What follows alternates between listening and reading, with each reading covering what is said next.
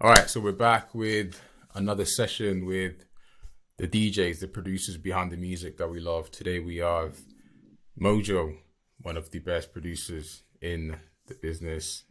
What's up, man? How you doing?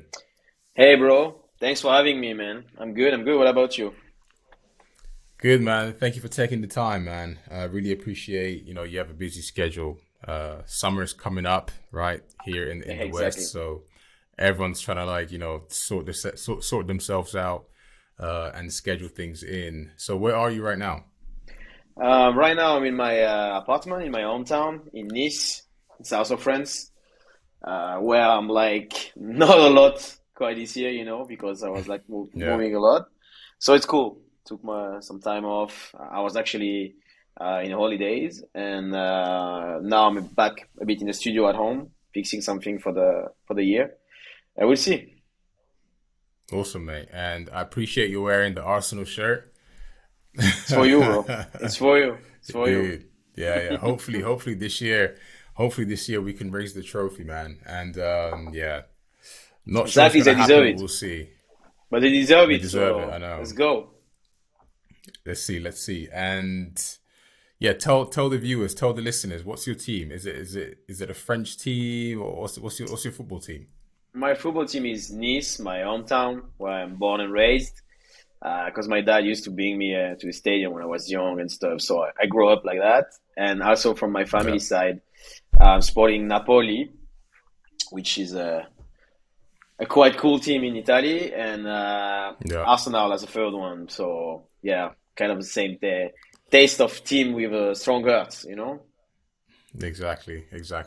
I love it, man. And tell us, like in France, how's the Afro house scene at the moment? Is it quite big? What's the vibe there when it comes to Afro house? I would say that you have like two different position to on that. Like I used to say that it was a small scene here in France and that there was not a lot of artists and stuff. But at the end, when you really look into it, there's a lot of. And basically, what's going on for the Afro scene all over the world, I think for France particularly, it's helping a lot, with the rise of that music all around, with all those artists who pushed the others, kind of like the success of someone like Black Coffee or the people like Kenny Music and all of those scene from South Africa after Black Coffee, like all the rise of that, of course, like it opened the scene much more faster and much more than before. But this is like the global vision of it, like Yes, yeah, the first one, of and course. my vision on it, and maybe that's my problem sometimes to being a bit too honest on stuff. But it's not because there is a lot of artists that everything is good, you know. Like also something that I see those days, like the new generation of artists and DJs. There is a lot of people who try to do music or being producer or being a DJ those days because I don't know, they think it's cool, they think it's something that they want to do, but more for the trend, I can see so many of young people who showing me tracks, sending me demos, and I'm sorry to say it, but it's basically a copy of like the K music dudes, but a bad copy. And Yes. what I can say about that, it's not even like you're good, you're bad, it's a good song, it's a bad song. It's just like, bro, try to do your fucking own thing. You know what I Do your mean? own thing. Yeah, yeah, Yeah. yeah. Whatever it's 100%. Afro, Dude. whatever it's house, R&B, I don't know. Like, I Yeah. didn't jump into Afro because it was a trend. I jump into Afro because I don't know, since I'm a child, I always had something about the African vibe into music, not even about Afro house. And Yeah. I always like the music, the sound, the African sound is always like I don't know, brought me somewhere different, and that's why I recognize myself into that music, and that's why I do what I do. But it's not because it's a fucking trend. It's a trend. But tell us, man, like you said you always enjoyed African music.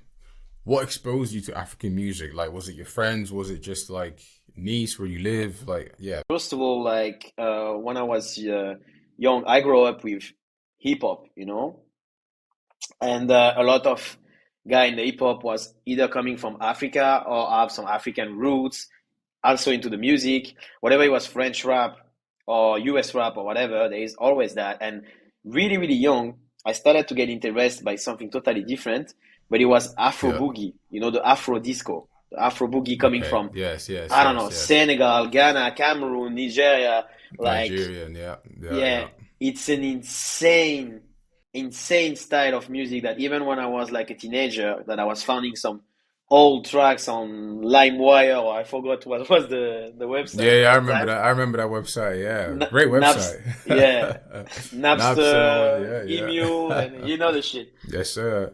And Yep. at that time, I remember I was finding some kind of mixtapes, yeah, kind of mixtapes or things that from other DJ or the original tracks that someone maybe like, you know, turned the vinyl into MP3 or something.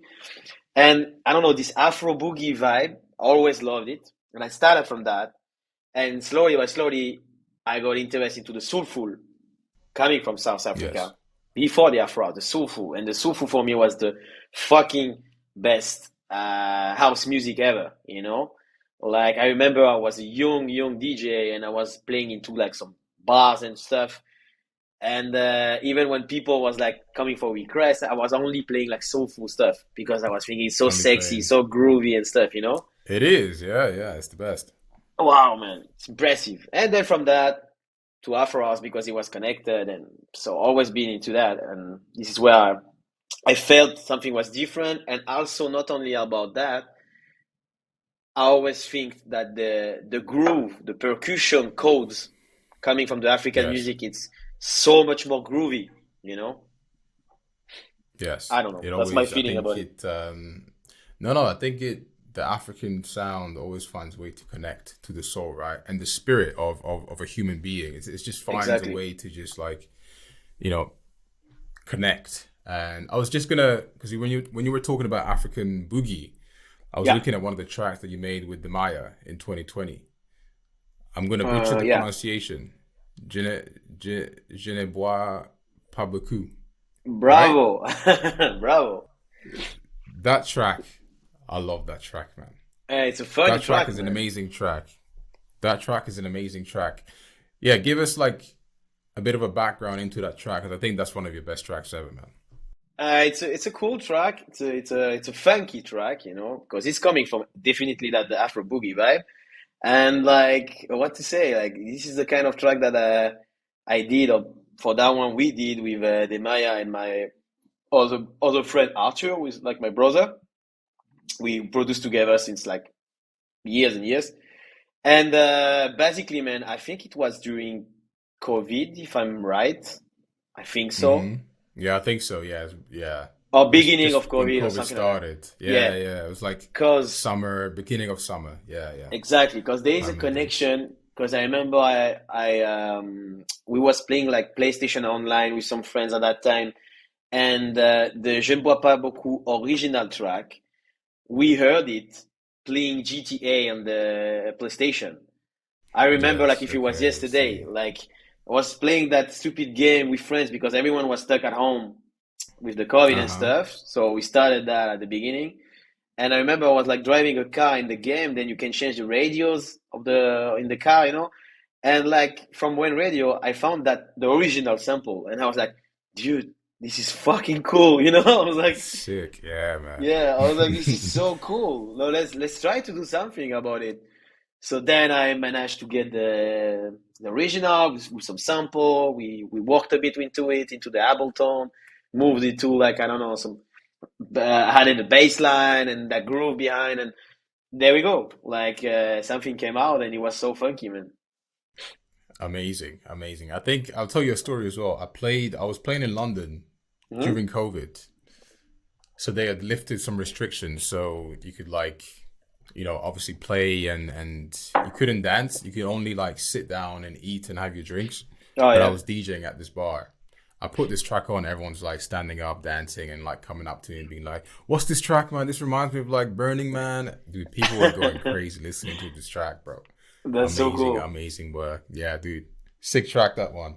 But yeah, Thank you. tell us. So you mentioned you started more on the soulful sounds, soulful music, and then now obviously it's a bit more electronic, Afro house, Afro tech. How have you found that transformation, that evolution? Was it smooth? Was that always kind of part of the plan? And which one do you feel most natural? But basically, to start from the beginning, but to try to make it short, I wanted to play soulful and that kind of vibe, but at that time, I wasn't. I mean, I was a young DJ with zero charisma, connection, whatever, you know. And so at that time, most of the time, I was playing open format music because this was the way for me to make money and to fucking survive, you Yes. know. So I was playing mostly hip hop and all those open format champagne club. I played, and I've been resident in many clubs, like from actually in London too, and in Dubai and stuff, Oh, nice. for years, man. For like wow, I don't know, when I started when I was 14 until like 24, 25 years old, something like that. And Okay. I'm trying to make it short. I'm not gonna tell you my whole No, of past course. career, but I was playing that vibe because I needed to make money, and then I started to be like in a comfort zone with that situation. But when I was at let's say at the top of my comfort zone at that time, I was living in Hong Yes. Kong. I was a resident DJ in a club in Hong Kong, just after Dubai. And I was like, so this is it, bro. One day I was like, this is it. This is what you want to do, man? Okay, you're making money, whatever. You have a girlfriend, a situation, but this is what you want to Yeah. do. You started and you stopped school when you was young because you wanted to do music. And now you're here, like years and years later. Okay, you're cool. You don't have any problem, but you don't make your own music, and you don't make people dance with your own music, and you don't even make people dance with really the music that you love. You know, that's what happened. And then I made a choice.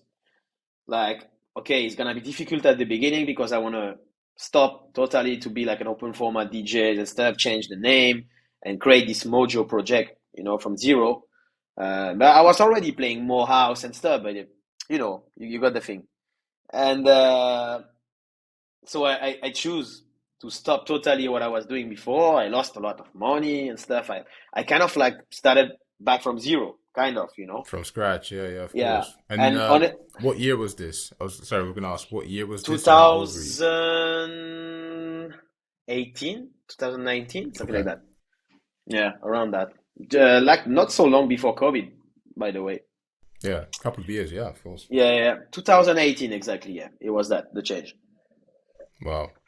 And then And from yeah, then, and from then I started with like the first track. I think my first track released under Mojo was under the old label of Pablo Fierro. Was Simba. Yeah, Simba was my first release during Mojo.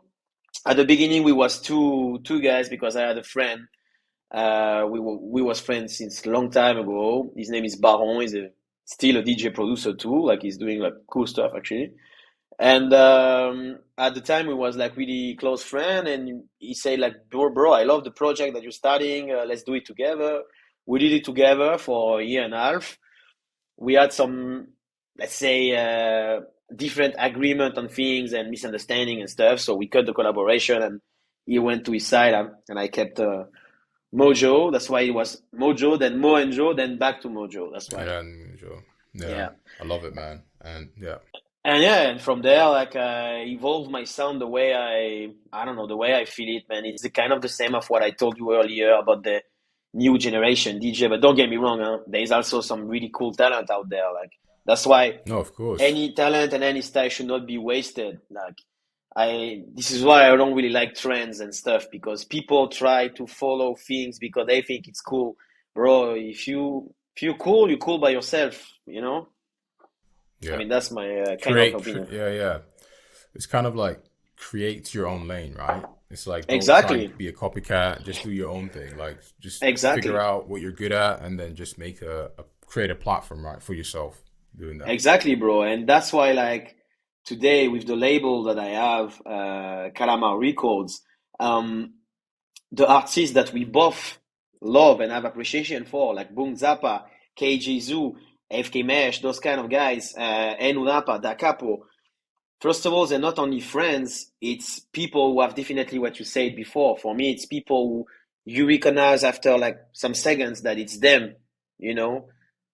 There is a signature, there is a touch, there is something that whatever this vibe, this style of music is the trend or not, those guys, well, how many tracks you can like we can talk about it right now from them that it's a proper like bangers, you know?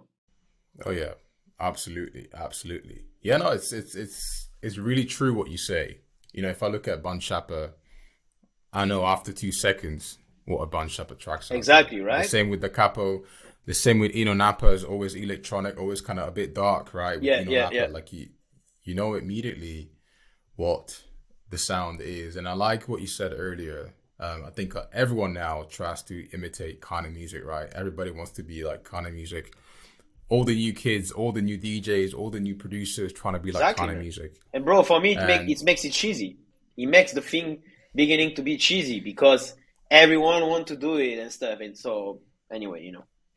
no, 100%, 100%. And I mean, obviously, their sound is immaculate, right? It's a very good sound. It's groovy. But it's them. It's them, exactly. It's them. They were the first ones to do it, to Exactly. imitate it, so you can't copy it, right? No one else can do it.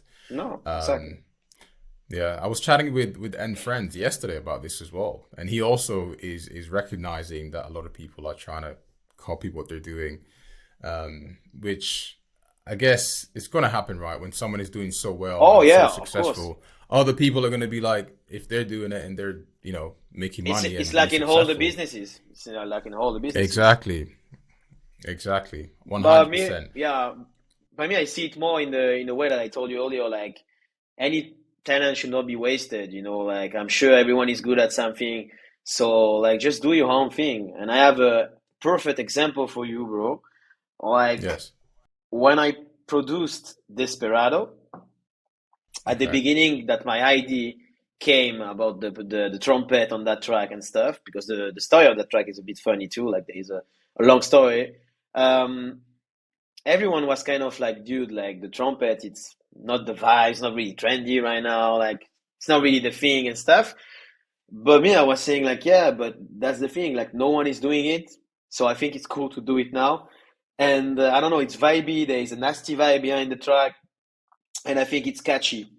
And I swear to God, so I'm gonna pass over to that story and the track being a Mm-hmm. real banger, and he's still on the fucking top charts even today and played everywhere Yeah. you go. And after Desperado, and then after I made like Papa Wamba, and then Vamonos, I think it's that. I swear, the Afro House charts passed from Afro House to Afro House with trumpets and stuff like everywhere, you know? Wow. That's what And it's about, though, that's, right? yeah, Yeah. yeah, yeah. So I understand the cool effect of that. You know, it's cool. It's you're taking as a compliment, because if people try to copy you, of course, it means that you're doing something cool. But anyway, that's why I stopped doing trumpet track. You got the thing? Wow. Because people was asking for like new Vamono or something, and I was like, no, this is it. Two bangers with a That's it. trumpet is gonna be enough. Like, and this is not even what I wanted to do at the beginning. At the beginning of both of the track is kind of a joke, the way the production start, and then we jam, and he finish into a cool idea. But like, it's so I funny. see. Like, then it became to be a trend. I was seeing some Afro dude making things with trumpet, and so I was like, what the fuck? But it's funny. It's funny. I love it, man. So it's like you're quite confident in sticking to your guns, right? And saying Yeah. this is what I want to do, and I'm not going to follow the crowd because I believe in the sound. I know where it's going to go, what it's going to do. How did you find that confidence, though? Well, I think it comes with time. First of all, it comes with time. With you through the age, like you gain like confidence in yourself, like because of more show, more travels, more people that you met. So you learn from everyone, every day, everywhere. And then I think with time, you're starting to be more mature. But also, I think that I had some cool results, and then like you can take experience from that. That, for example, if you made some mistakes during like I don't know which release, okay, it's something that I learned that I'm not gonna do again. So I don't know, it's cool. And I believe also about my music and stuff that, there is so many release coming every day in every style today, like in Spotify or whatever. Now it's So insane. many, The amount of music is so insane. many.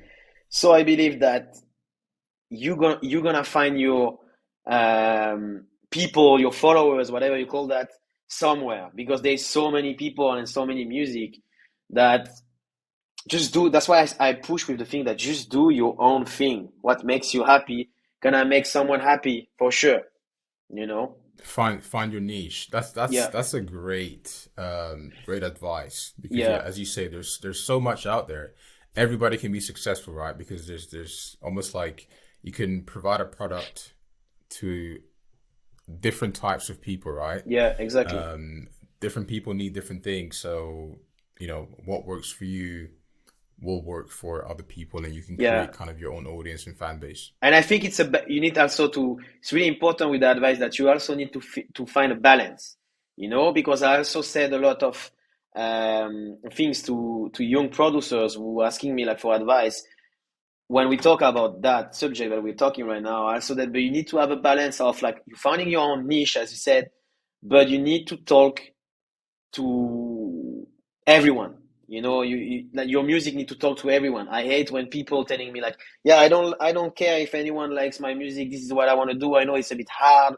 I know it's a bit complicated, but looks, it's insane. It's I don't know, weird, Yes, whatever. yes, But at the end of the day, whatever you want to be famous or not famous, you want your music to be successful. The guy who's gonna tell you the opposite is just a dumbass, you know. of course. Yeah, So you need to find a balance between finding your own sound and finding something that is gonna talk to the most, you know. And as my advice, if I say that, can say some example that I did that maybe before I would not choose that. When I started to do things like Simba, Liberté, Makassi, it was more like a niche Afro tech kind of vibe, And then I went into things like Reborn. Reborn, I know it that when it was done, that it was something that talks to everyone because it sounds like kind of a everyone. catchy. Yeah, If you put that track into the hands of David Guetta and a fucking famous singer, you know what's you can gonna play. happen. Yeah, So yeah, anyway, so I think you need to find your own balance if you want to grow up in a good way and faster in that industry, especially those days. yeah. I think Reborn is a great track. That was you and Arodis, right? Arodis, Yeah, yeah, Mo yeah, Black. yeah, yeah. In Mo Black. Yeah. Was that 2022 or 2021? 2021, not 2022, because it was released in January. Okay, yes, So yeah. I think yeah, it was Love that. that EP. Yeah, with Great EP. Storm from Rodis and Healing, Healing that yeah, that was the first track, Oh, the one that I Healing, made. yes, that's the other one. Yeah, Healing. Love Healing, yeah, Healing as well. it's But soft, smooth track. I wanna briefly talk about Calamar as well. But before we hmm do that, we spoke about finding your own sound, doing your own thing. Very quickly, how would you describe your own sound? It's a complicated question. Not so complicated, but complicated to answer. Because every time Yeah, when of I got course. the question, I'm like, I cannot say it's a mix of everything because it means nothing to say that. But I will say that my style is basically Afro house, but I would say with always like a strong groove and emotion on it. That because this is Yes. what it's more the most important for me in a track. You need to have feelings are with it, emotion, whatever. It's a dance track, something dark, something happy, something sad. You need to have emotions and a groove goes with it. That's why I find a lot of inspiration for my tracks, for the chords that we do, into like the cinematic music. Because this is where the strong emotions come from, like people like Hans Zimmer or Thomas Newman or even fuck, I lost the name. Anyway, he's gonna come back. Danny Elfman, sorry. And this brings the emotion, and the groove is into the drum chord, the bass line that we do behind who follows, and this comes from the Afro boogie. Honestly speaking, Right. for the groove side, Mm. for the emotion, the inspiration comes from the cinematic side, and I believe that my music depends what I do, but in general is afro house, yeah, with strong grooves and emotion on the track. Yes. Yeah, I can definitely attest to that. And I was gonna also piggyback on what you just said and connect to, your big releases, right? Your Swedish House Mafia remixes. I love the Post Malone remix you sent me. I know you've been spinning the Drake remix you've been spinning. Um, these kind of mainstream names, right? You're bringing Yeah, into yeah. Afro House. What is causing that, and what is kind of triggering that out of you? Well, the Drake remix, it's simple. Like I heard the album was released, I heard all the tracks, and I was like, "Yo, this album is first of all really cool, but it's a dope album to do remixes, you know." And then into that album, I was like, "Okay, which one is talking to me the most? Which one I have like more inspiration about it, and which one have the best potential to be stronger as a remix than the original?" Yes. That was my goal, to do something that's stronger than the original, not only different. So Oh, I see. a keeper, for my opinion, was a track who was like, sorry to say it, but something better or something stronger could be done with that track. It's a super cool track, but I believe that it could be a bit more pushed, like Got you. into, I don't know, some more elements, some more catchy stuff into it. Like I know that the K music guys, they like to do those kind of drop, while like really less is more element, and it's really cool. It's totally them sound. But I don't know, me as another artist, when I heard the track, I was like, it's really cool, but I think can do something more catchy, let's say. Anyway, Okay. so this one was talking to me, and then I started to do something with it. I started the same way as I did like Reborn and Moth to a Flame, all of that. We redo first of all, we replay the original top line with a piano, and then we play around with that, and then we add the element that I always do with the drum chords, some strong pads. It's always kind of the same pizza recipe, but it's Yeah. cool. And But this it was for works. the It works. Yeah, it's cool. Mm. This was for the Drake one, and I was like, let's do something. And then after, I sent it to all the guys from there, and from a story to another, because this is another long story. The official remix could not happen, but it was supposed to be. It's okay, shit happens, That's and fine. yeah. Yeah. And Post Malone is kind of the same story. Like I had the opportunity to meet the guy in Toronto, in Canada, because of some other Oh, friends and cool. stuff. And apparently his management like really liked my sound, what I did for Swedish House Mafia. So we started to discuss, and he wanted me to do two remixes for the last album that Post released. So I was like impressed, because first of all, I really like Post Malone. I think it's a really Yeah, cool of course. artist. He's awesome. And Yeah. what I did, it was okay. I'm in for the remixes, but can I try something else? Because there is a track that I love from Post, a whole track, and I want to try something with it. Yeah, sure. And then I tried what we did on Fall Apart and sent it to them. They really liked it. But then after, from start to another, I don't know, we kind of lost the connection. And they should come back to me anytime soon, or I don't know, man. But like, shit happens into music. That track is amazing. I played it on my podcast. I was getting a few, so Really? many Oh, that's comments. cool, man. And That's cool. yeah, dude, people loved it. People love that one. Cool. Yeah, man. Your remixes are different. Your remixes are different, bro. Yeah, I don't think anyone else has a way of bringing that emotion out as you do with, like, I guess commercial, for lack of a better term, tracks, Ah, and yeah, bringing yeah, them into yeah, yeah, Afro yeah. House, man. It's cool. Yeah, I think the remixes that I did last year, I don't know why I got like excited about doing those kind of remixes, and I was like, you know what? That's why I told you the story, because we're friends, but normally like I just say like, yeah, no, I did the official remix, didn't happen, but I don't care. I wanted to do it anyway. I wanted to do it Yes, anyway yes, because I think yes, it's cool. yes. And this is the perfect example of tracks who talk to more people, because people who listen to Drake can listen to the remix, for example. And same with Post Malone. or like you can touch a different type of people, and your sound get bigger at the end. That's the thing, Oh, of you know. course. Yeah, yeah, yeah. So me, I don't care about some people who say like but the term you say it, but in a bad way, kind of like, yeah, but this is commercial shit or whatever. Yeah, yeah. It's like, yeah, there's a negative connotation, negative Exactly. notion. And I For me, there think, is for me there is no yeah, commercial music or non-commercial music. Like that's it. Like oh man, listen, music is for I everyone. get You it. do whatever you want. You know.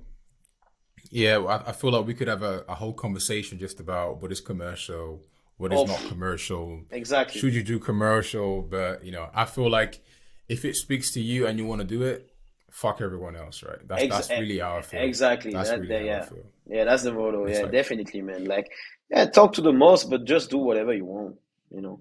exactly, exactly. And okay, let's talk about Kalama before we play some music and wrap it up, Uh man. huh. We rise by lifting others. Why? Why do you feel Hmm. that strongly about that quote? And yeah, tell us who's on the crew and what you guys trying to do with that project. So, Calamar Records, to try to make it short, we was during COVID. I think 2020. Yeah, 2020. Yeah, 2020. We created the label. I was at home and I was fighting with some other label about some upcoming release for me. You know, at that time, not gonna name Okay. the labels here because I think it's not cool for them. You know, but anyway, I was fighting a Hmm. bit with some labels, and I had a conversation with my friend Pablo Fierro at that time that I was with friend, and I was telling him like the problem that I had an argument with the labels, and he was like, dude, if you always complain about what the labels do because you have no like 100% control on your release, and for example, we have some misunderstanding or we didn't agree on, I don't know, the visual, the way to promote, or the release date, whatever. And he was telling me, man, Yeah. if you want to do the way you want your things, just launch your own label. And I was like, nah, man, bro, I'm sure it's more difficult than what we think, like it's not something easy. You need to understand a lot of things. He said, yeah, it's true, but I think it's manageable and you still have time because we are into COVID and stuff. You have a lot of time to do that. And you can still have you have time to manage, I don't know, to get people to help you, or like to get your own crew of everyone doing something and stuff, and you can release your music the way you want, when you want, with who you want, etc., etc. And I was like, "Fuck, it's true." And okay, Ownership. Yeah. yeah, Hmm. let's do it. So started to ask some people, like, okay, how does it work? To launch your own label. What do I need to do and stuff. Yeah. And from then to another, like I managed to launch Calamar Records with my friends, with my little crew of friends that I Yeah. had. And man, he came from my studio room and to like what we do now, and it's so cool, so That's fucking cool. awesome. And are you all from Nice? Everyone from Kalama, are you all from? No, no, no, not everyone is from Nice. There was some people a Oh, bit okay. from Paris. There is also some people not from France, like for example, Bugzapa, who is originally from SA but is in Porto. And we had Notre Dame, who is from Paris. De Maya is from, you can say he's from Nice. He's from a small town, La Turbie, just next to Nice, between Monaco and Nice. Okay. Who do we have also now? We have Jumbo Tai, my friend, who is like from Nîmes. It's close to Montpellier in France, but now he's in Dubai since like a lot of years. We have who do we have? We have KJ Zoo as well with us from Oh, SA. nice. That's good. We have my friend Drush, who is from Paris. We have Kashowski, who is from Paris too.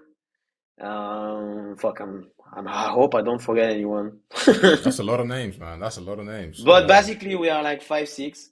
We used to have other dudes, some friends that are in Hong Kong, but we had like some misunderstanding too, and we separate. It was Leon and Moshi before.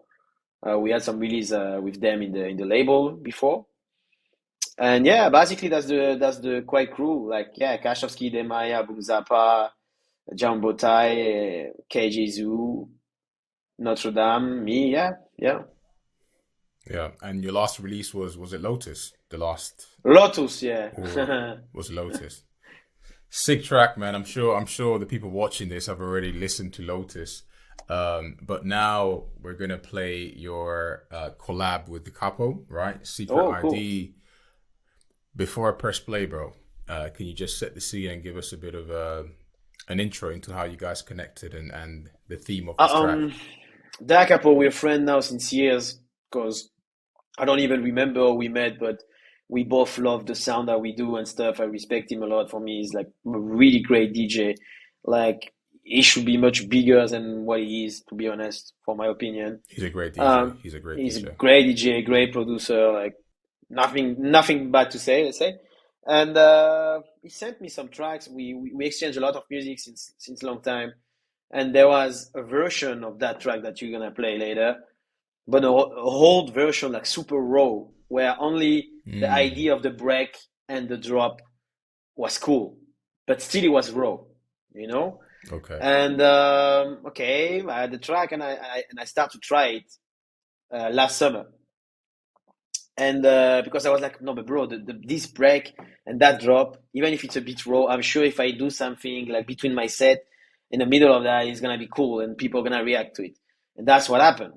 I created like something, and then I put an acapella and I put it low with the BPM, and anyway, I do something in live, and then I was pushing that drop, and everyone was reacting, starting to film, starting to like asking for the track ID. Wow. So Yeah. yeah, I went back to the capo. I was like, bro, what's the project with that track, man? Like, why you never finished it? He didn't really explain me, but he say like kind of shit happens, you know. Yeah, yeah, So, whatever. Yeah, left it yeah, there. whatever. And I was like, man, but you know this track. I don't know if you realize, but they have like such a big potential, you know, big potential. Like I'm sure we can do something big. He was like, okay, so if you have an idea, bro, I send you the stems and we do it together, you know. And I was like, Get okay, it done. fine. That's what happened on the track that you're gonna play later. And I put my head into it, and we had like some more power, some more elements, some more piano, some everything that is in a recipe usually. And this is how the Uh-huh. track came out. And then I can't wait to release it because it's a really really good uh, DJ track, let's say. Yeah, yeah, yeah. It's one of those tracks that is just gonna, kill everything if you play it live. Like it's just gonna do so much Oh yeah, man! It's a in a live strong setting. weapon for a DJ. Like Yeah, it's just like it's a lot. It's a lot. When do you play this? When do you play this track in your sets? hmm, Usually. I know sometimes you have to read the room, but usually do you usually find you peak play time. it in Usually peak time. peak time, Yeah, peak yeah. time, and do you mix it with acapellas? How do you accentuate this track, or do you just play on its own? No, like usually the way I play it is whatever I played before that one, I mixed it, and then when I arrive on the first break, I'm starting to play with an acapella on the break, and then I do like something a transition with the acapella that I make it like lower, lower, lower, lower, lower, and faster with the BPM, and then Uh huh. I let the drop goes, and he always like Yes. goes crazy. But I made a loop in the same time that I do that with acapella. I made a loop on the secret ID to keep it, and I kind of wait the people to get like super excited, and then normally at the second break I put another acapella, like a different one, and because the second drop, I don't know, you have like it's basically the same, nothing changed that much than the first Mm-hmm. one, but I don't know the way that you have that second break with that strong Oh drums, like man, cinematic drum. The way it goes it's back, nasty. my favorite moment, it can be weird, is the second drop, not the first one. And the first one is bigger with the main break, But me, I love the when it goes back to the problem. Dude, it's such a nasty track. I was gonna ask you because he played in Madrid. Was it last night or the night before? Madrid, yeah, it was Saturday. Saturday, yeah. S- And I'm sure you played this track, right? Yeah, yeah, yeah, Did, yeah. did you play? And what was the reaction? Did it just take the roof But off? the reaction, yeah, the reaction is the same as when I was talking with the capo that I told you, like, but now it's even Yeah. bigger because this version is much more stronger than the original. Where I told you like there was not a lot of element, but basically the reaction of people is like, first of all, there is a lot of people who doesn't know the track because they don't have it because it's not released, but they know it from some videos or something. So when I start to play it, you know, they're like, whoa, whoa, whoa, whoa, that's gonna be the moment. And I don't know, yeah, that's why I say it's a strong DJ track because honestly speaking, in my sets, it's the biggest moment, you know, since long time right now. Since I start to play the track. Wow. Yeah, Moth to a Flame and that always the biggest moment, to be honest, you know. It's gonna be a big release then in July. Yeah. But Lotus worked really good too, but this one, like sincerely, like Yeah, every time,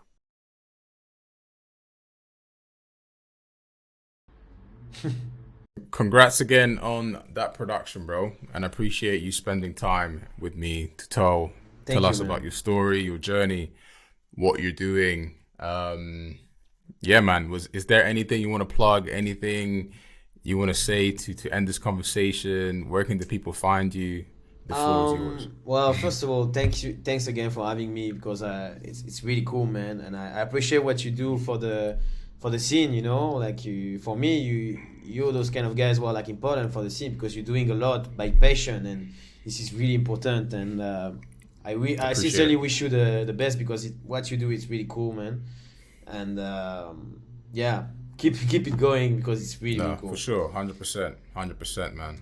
And yeah, like well, about that track, I can't wait the release to be out, you know. And shout out to Capo because the original idea of that track, I'm telling you, like the guy had a fucking gold thing, you know, but maybe he didn't believe in it because I don't know, you know, even in my sound, sometimes you always need an external ears on something that someone gonna see something that you can see, and it's the same in both ways. 100%. So yeah, I wish the best for that, and I think that we're gonna have like a really nice year for releases in Kalama. We have a lot of new stuff coming. The whole year, there's gonna be like releases, like single or EP by everyone, and remixes too.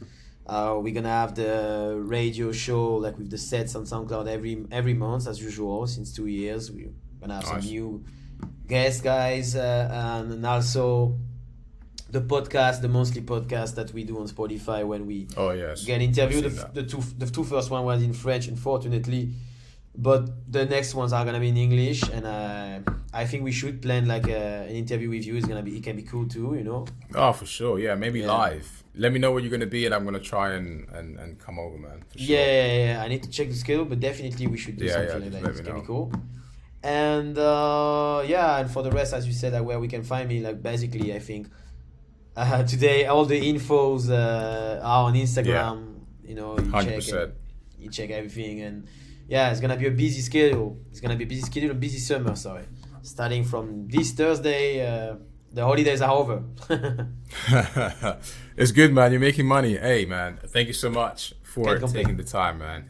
Thanks. We're gonna be in touch, and yeah, make sure you follow him. Make sure you listen to his music, and we'll chat to you guys soon. Peace, man. Thank you, bro.